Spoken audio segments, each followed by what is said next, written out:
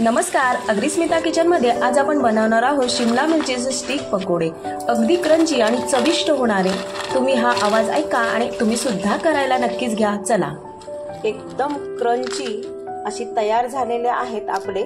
पहा, मस्त अशी आपल्या मुलांना जर शिमला मिरची खायला दिली तर तुम्ही अशा प्रकारे भाजी जर केली तर खात नाही, पण तुम्ही जर पकोडे केलेत तर ते आवडीने खातील, ह्याची गॅरंटी आहे। तर इथे मी शिमला मिरची घेतलेली आहे, ती सुद्धा साफ करून घेते, बी अजिबात घ्यायचं नाही। आणि अशा प्रकारे उभी चिरून घेतलेली आहे, स्वच्छ धुवून उभी चिरून घेतलेली आहे, म्हणजे स्टिक तयार करून घेतलेले आहे शिमला मिरचीच्या। अगदी सोपी रेसिपी आहे।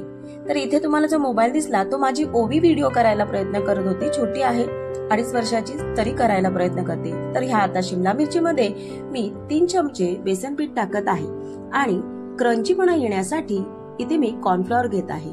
तुमच्याकडे जर कॉर्नफ्लॉवर नसेल तर तुम्ही तांदळाचं पीठ वापरलं तरीही चालेल। इथे 1 टीस्पून हळद घेतलेली आहे, चवीपुरतं मीठ घेतलेलं आहे आणि अगदी थोडंसं घरातलं साधं तिखट घेतलेलं आहे। तुमच्याकडे जो अवेलेबल असेल तो घेतलात तरी चालेल। आणि अगदी चुटकीभर खायचा सोडा घेतलेला आहे। पाणी अगदी थोडं घेतलेलं आहे, 1 चमचा, आणि ते असं व्यवस्थित सगळं बॅटर मिक्स करून घेतलेलं आहे। आता कढई ठेवलेली आहे गॅसवरती। कढई गॅसवरती ठेवल्यानंतर गरम कशी झाली आहे तेल ते पाहण्यासाठी अगदी एखादा शिंतोडा ओतून घ्यायचा। मग ते पाणी जर फुललं तर ते गरम तेल झालं असं समजायचं। इथे गरम तेल झाल्यानंतर ह्या स्टिक एक करत सोडत जायचं आहे शिमला मिरचीच्या। अगदी पकोडे खूप सुंदर कुरकुरीत तयार होतात आपले। पहा, इथे मस्त, आणि टाइम सुद्धा लागत नाही। अगदी 5 मिनिटांमध्ये आपले पकोडे तयार होतात, वेळच लागणार नाही त्या, आणि इतक्या सुंदर लागतात ना, तुम्ही नक्कीच करून पहा। तर आता आपल्या ह्या 1-2 मिनिटांमध्येच छान असे क्रंचपणा आलेला आहे त्याला। मग काढून घेऊया।